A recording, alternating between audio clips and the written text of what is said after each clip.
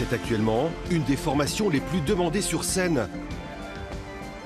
Lorsque le groupe français Phoenix se lance dans une tournée mondiale, elle passe par Paris, New York, Londres, Milan ou encore Los Angeles, mais aussi Luxembourg et plus précisément Esch-sur-Alzette.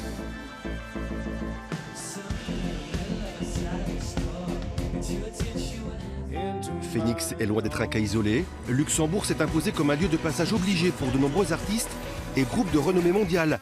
Parmi eux, Nick Cave, Arcade Fire, Red Hot Chili Peppers ou encore Dépêche Mode, pour ne citer que. Le déclic est venu de cette salle inaugurée il y a 12 ans, la seule en son genre au Grand-Duché, son nom, la Rocale. Capacité modulable de 250 à 6500 places. Une seule salle aux mains des Luxembourgeois a suffi à bouleverser une donne bien établie. Le public frontalier, qu'il soit français, belge ou allemand, se pressait avant au Galaxy d'Amnéville. Aujourd'hui, c'est tout le contraire. On savait très bien que c'était une maison qui n'était pas construite simplement et exclusivement pour un public luxembourgeois. Je me rappelle très bien les premières conversations que j'ai pu avoir avec des agents ou avec d'autres professionnels. Luxembourg, vous avez une salle. Et ensuite, un premier artiste, il vient, il découvre, et ensuite, ça se construit comme un CV qui se construit. Et un agent, il va toujours demander mais qui était là avant et quel était le contexte. Et ensuite, c'est une réputation qu'on se construit. Longtemps considéré comme un désert culturel, le Luxembourg a inversé la tendance. Comme pour les transports ou l'éducation, l'État investit. Et la culture ici est un investissement à part entière. Et pour faire tourner cette machine, le pays ne manque pas d'atouts et d'arguments. Le premier aspect, c'est qu'il y a un aéroport, il est proche, c'est facile d'y accéder. Donc un artiste qui vient jouer à Luxembourg, il peut très bien repartir quasiment le soir même si c'est un peu au-delà de 23 h et qu'il lui faut une autorisation spéciale. Il y a quelques années, Elton John était venu à la Coque et on lui avait donné une autorisation spéciale pour repartir avec son jet après.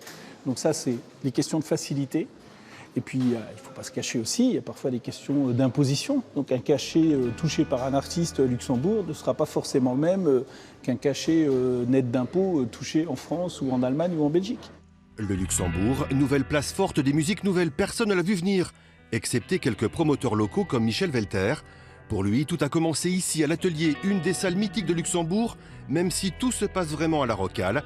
Chaque année, Michel Velter programme une centaine de concerts, rien qu'au Grand-Duché.